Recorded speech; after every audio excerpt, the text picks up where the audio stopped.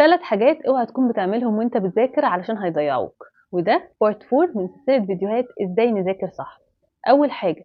اوعى تقول أنا هافضل طول اليوم النهارده أذاكر مادة واحدة بس، لإن أنت طول ما أنت قاعد قدّام مادة واحدة زي مثلًا الفيزيا هتلاقي نفسك إن أنت زهقت وملّيت من المادة وعايز تغيّر وتشوف أي حاجة تانية، عايز تقوم تتحرّك، كمية المعلومات اللي هتدخل أصلًا لدماغك وحالة التشبُّع اللي هيحصل لها مُخّك، هتلاقي نَفْسك إنّك مش بتحصّل كل الكَم اللي أنت عايزه أو بالطريقة اللي أنت عايزها، فبالتالي هتلاقي نَفْسك زهقت، فالأحسن إن أنت تقسّم اليوم بتاعك على 3 مواد، مادة مثلًا تراجعها ومادة تذاكر فيها معلومات جديدة ومادة تحِل عليها،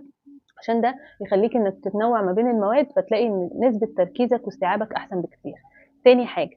اوعى تذاكر من غير كتاب، دي الطريقة والخلطة السحرية اللي كل الدحيحة وكل الناس اللي بتجيب مجموع كبير بيتّبعوها، إنّك لازم وأنت بتذاكر تكتب، اكتب وشخبط وارسم واعمل كل الحاجات اللي تخلّيك تحاول تفتكر المعلومة، لإن كل ما أنت بتكتبها كل حواسك بتشتغل، إيديك بتشتغل وأنت بتكتب، عينيك بتشوف المعلومة اللي أنت كتبتها، عقلك بيحاول يبسّطها ويخلّيك إن أنت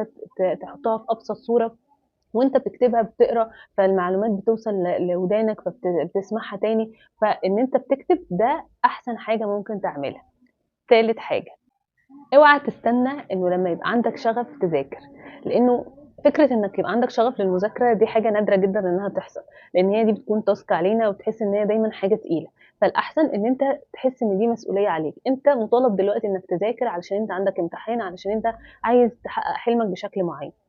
فمش لازم تستنى شغف وتستنى وقت مناسب علشان تبدأ، ابدأ أيًا كان الوضع، ابدأ حتى لو أنت مش قادر إنك تستوعب غير ساعة واحدة بس، حاول إن أنت تبدأ مذاكرة وما تستناش إن أنت يبقى عندك شغف خالص.